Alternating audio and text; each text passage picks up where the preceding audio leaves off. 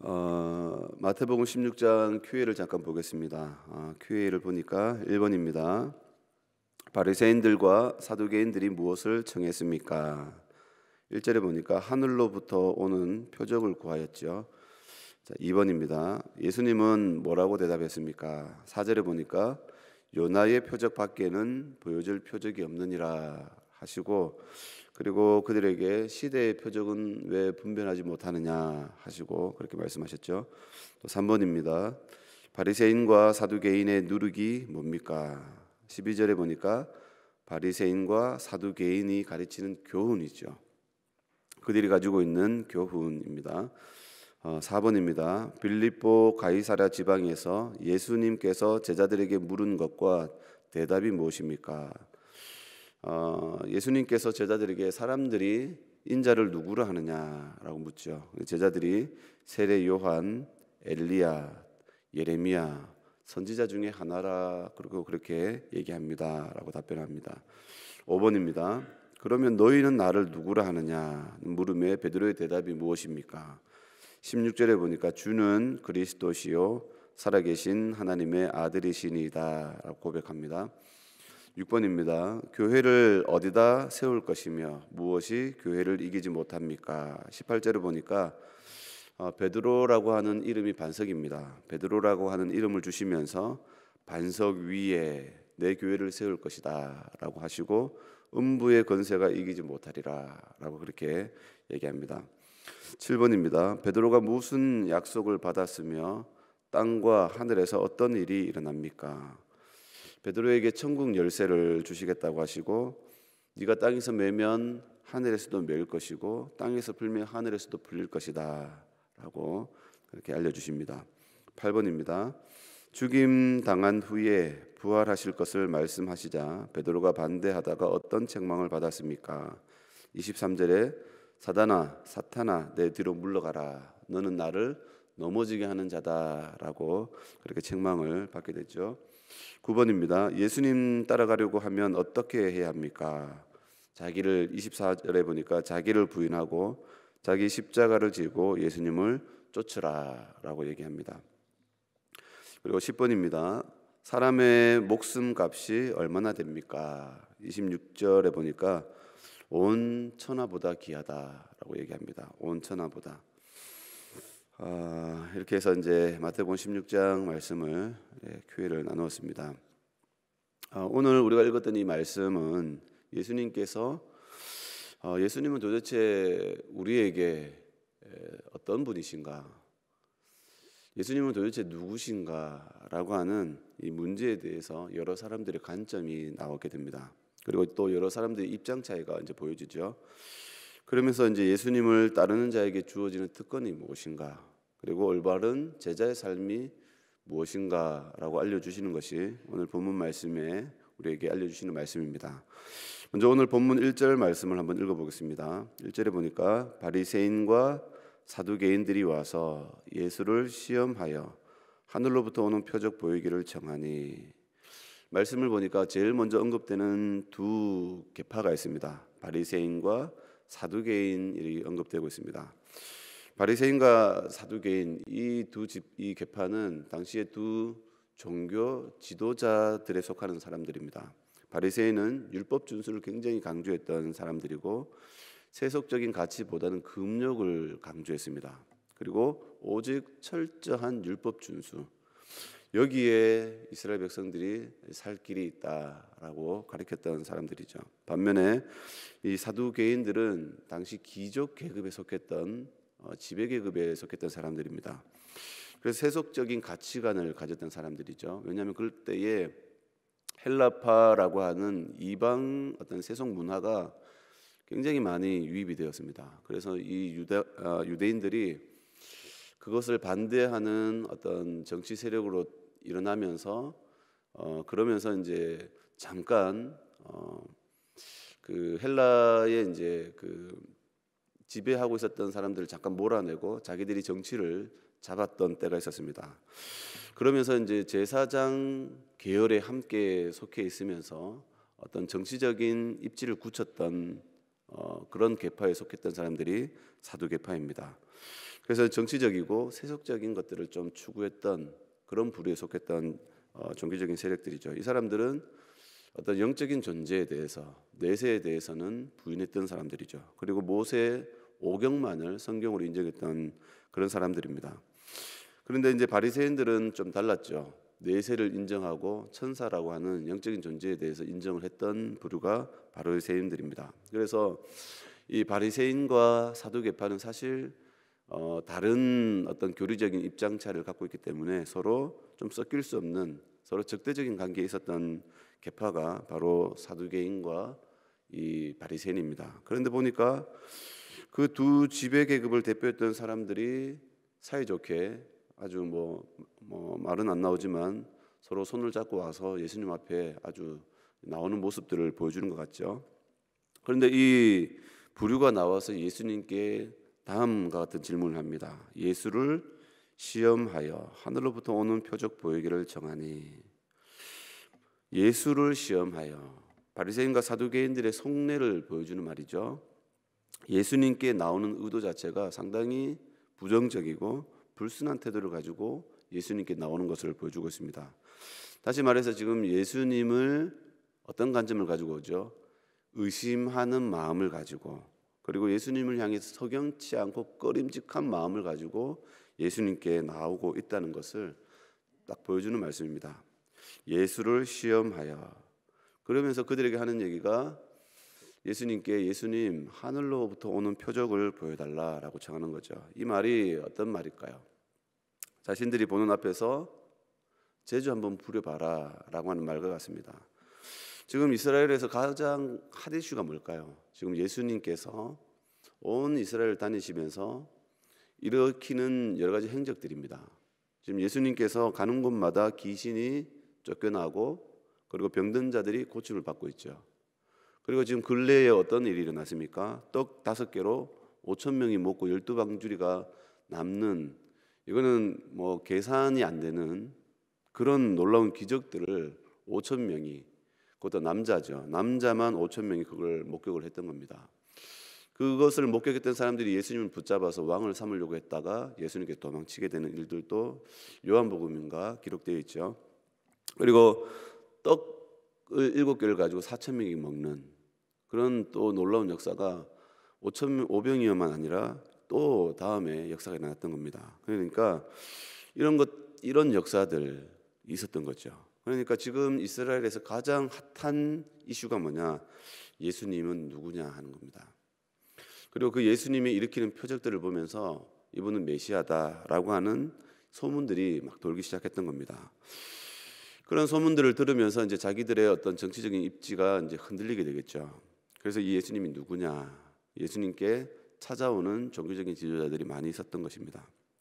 그런데 예수님을 찾아와서 자기들 앞에서 네가 정말 메시아냐?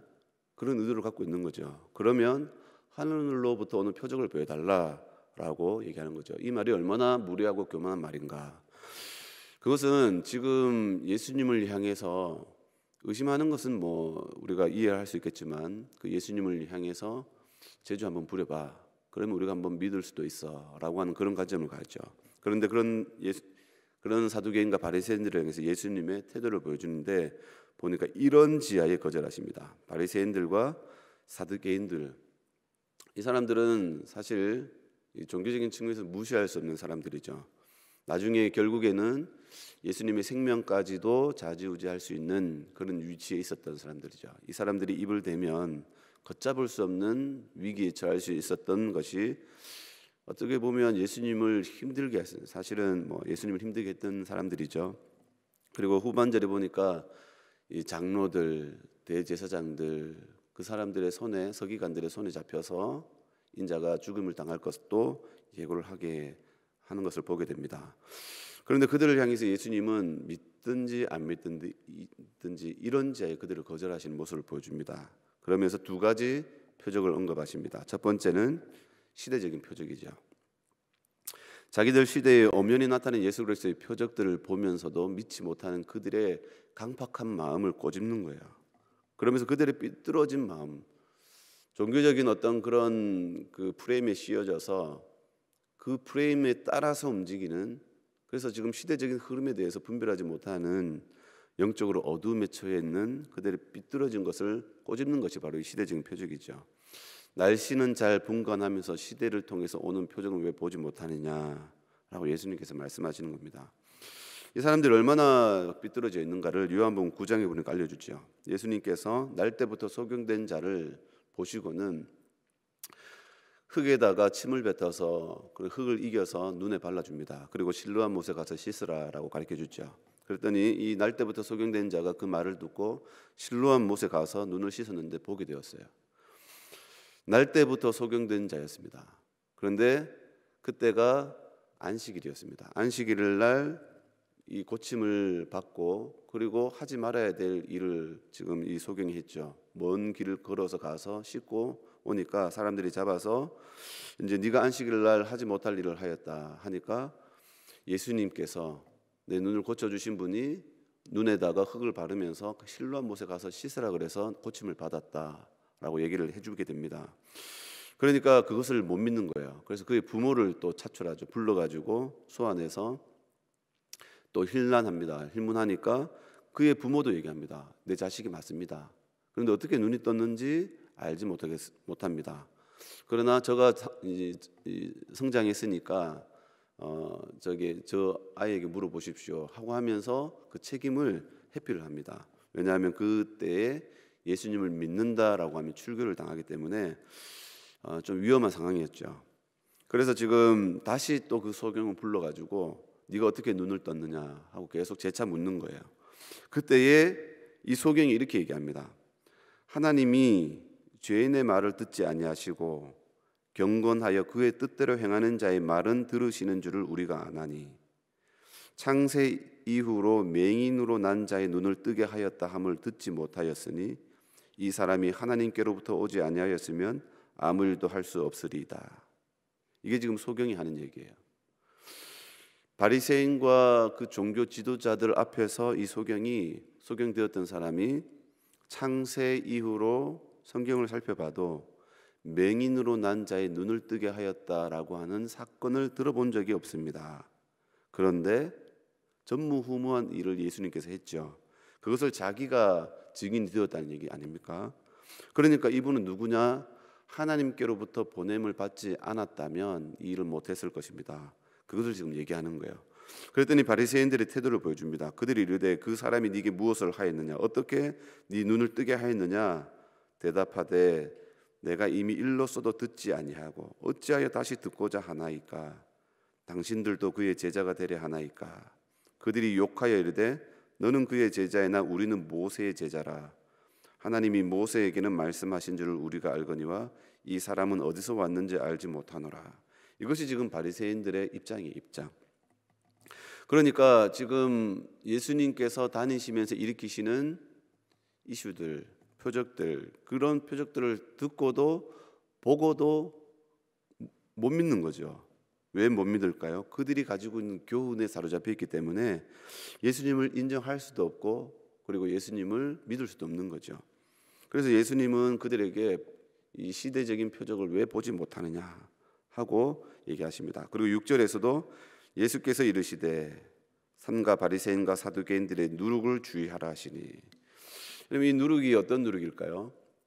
누룩은 빵 전체를 부풀게 하는 그 조그만한 효소와 같은 거죠. 조그만한 그 가루가 빵 전체를 부풀게 하는 거죠. 그러니까 이 누룩, 바리새인과 사두개인들의 누룩은 사실은 천국으로 들어가지 못하게 하는, 오염을 시키고 또 하나님의 기뻐하시는 믿음을 갖지 못하게 하는 그런 굉장히 뭐라 그럴까요? 저주와 같은 거죠. 예수님께서 그들의 누룩을 주의하라는 거죠. 그래서 예수님께서는 이 사두개인들, 바리새인들이 너무나 잘못된 관점을 가지고 있고 표적을 보여줘도 믿지 못할 것을 예수님께서는 아시고 표적 자체를 거두시는 거죠. 두 번째는 요나의 표적을 보여주시겠다라고 하죠. 예수님께서 부활을 통하여서 예수님께서 메시아 되심을 정확하게 보여주시겠다라고 하시는 사실을 보여줍니다. 여러분, 이 부활의 사실 여러분들은 다 고백하고 있습니까?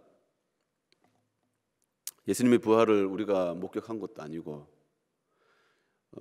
도마와 같이 예수님의 손과 발에 있는 못자국과 옆구리의 창자국을 만져서 본 것도 아니고 예수님의 부활을 우리는 어떻게 믿고 고백할 수 있는가? 예수님께서 이 예수님의 부활에 대해서 이렇게 고백합니다. 고린도전서 15장에 보니까 내가 받은 것을 먼저 너희에게 전하였노니 이는 성경대로 그리스도께서 우리 죄를 위하여 죽으시고 장사 지낸 바 되셨다가 성경대로 사흘 만에 다시 살아나사 게바에게 보이시고 후에 12 제자에게와 그 후에 500여 형제에게 일시에 보이셨나니 그 중에 지금까지 대다수는 살아있고 어떤 사람은 잠들었으며 그 후에 야고보에게 보이셨으며 그 후에 모든 사도에게와 맨 나중에 만삭되지 못하여 난 자 같은 내게도 보이셨느니라. 이게 사도 바울의 고백입니다. 사도 바울은 예수님의 부활을 목격했는지 안 했는지는 성경이 보여주지 않죠. 그런데 사도 바울은 우리와 같은 입장을 가진 그런 위치에 있었던 사람들이죠.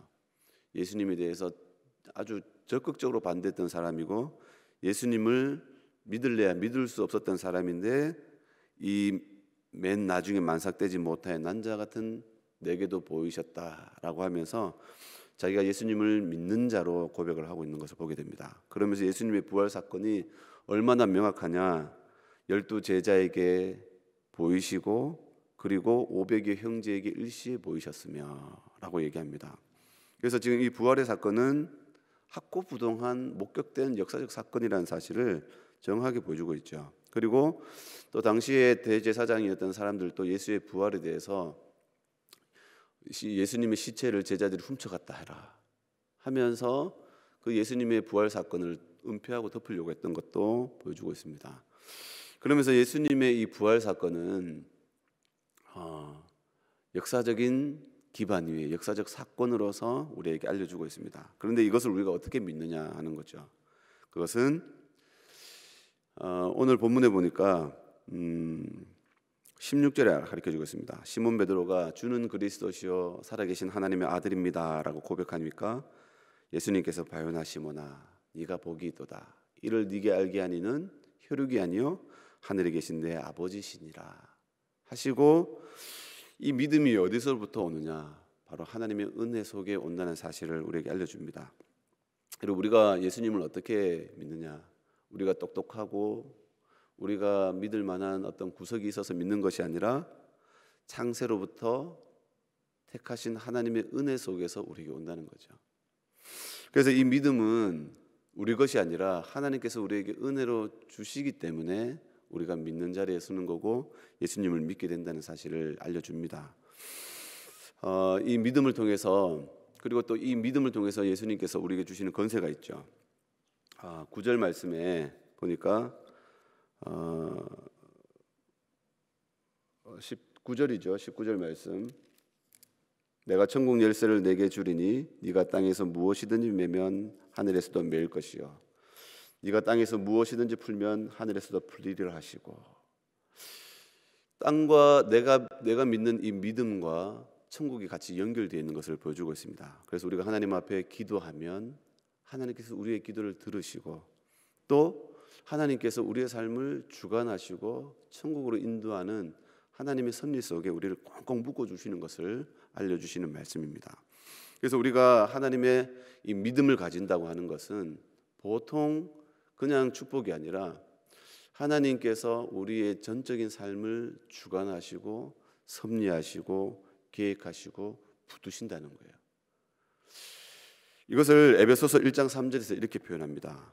찬송하리로다 하나님 곧 우리 주 예수 그리스도의 아버지께서 그리스도 안에서 하늘에 속한 모든 신령한 복을 우리에게 주시되 곧 창세전에 그리스도 안에서 우리를 택하사 우리로 사랑 안에서 그 앞에 거룩하고 흠이 없게 하시려고 그 기쁘신 뜻대로 우리를 예정하사 예수 그리스도로 말미암아 자기의 아들들이 되게 하셨으니 이게 언제부터 났죠?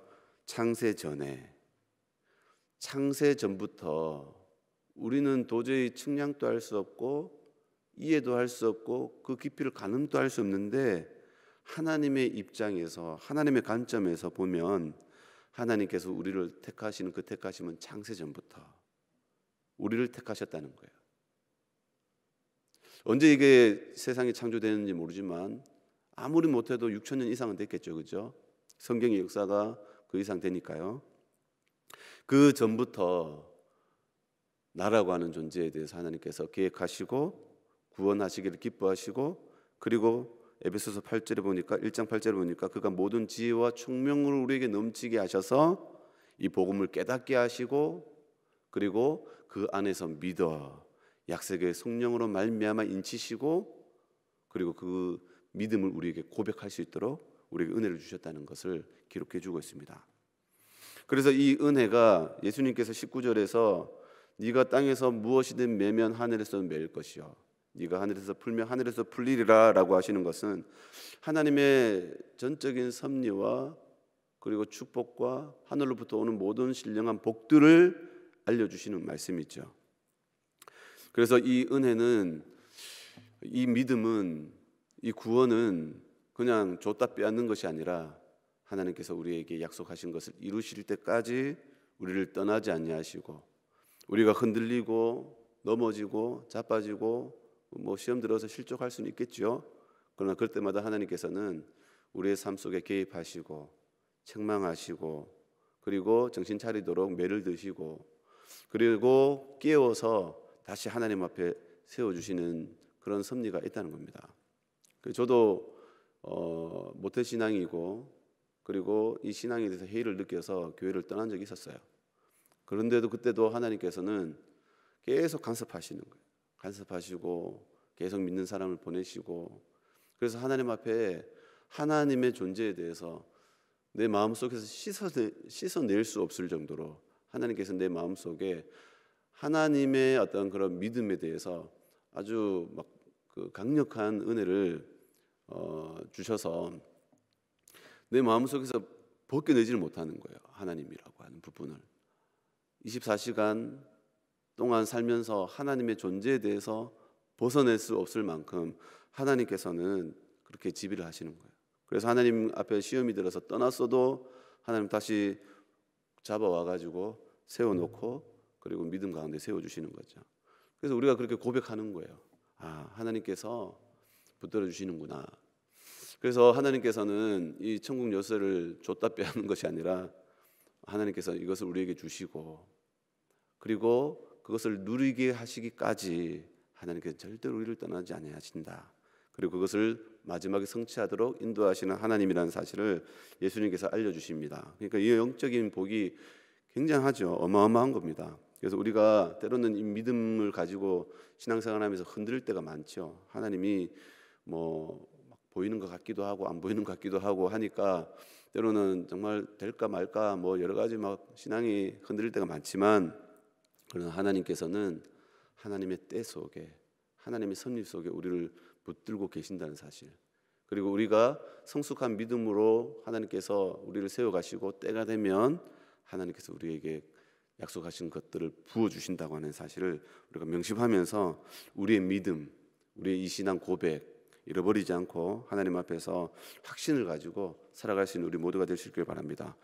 그래서 결국에는 예수님의 이 사건은, 예수님의 이 믿음은 뭐 감정이 있는 것이 아니라 우리 하나님 앞에 역사적인 사건으로서 정확한 믿음의 고백 속에서 지금까지 흘러서 나한테까지 왔다는 사실, 살아있는 믿음으로 우리에게까지 왔다는 사실, 우리가 고백하면서 아, 내가 예수님을 믿을 수 없는 상황 속에서도 예수님 믿고 있는 이 자체가 벌써 우리는 기적이다라고 하는 사실을, 하나님의 섭리가 강력하게 자리 잡고 있다는 사실을 우리가 고백할 수밖에 없다는 것을 우리가 기억하면서 우리의 신앙을 더 견고히 세워갈 수 있는 우리 모두가 될 수 있기를 주님의 이름으로 축원을 드립니다. 기도하시겠습니다.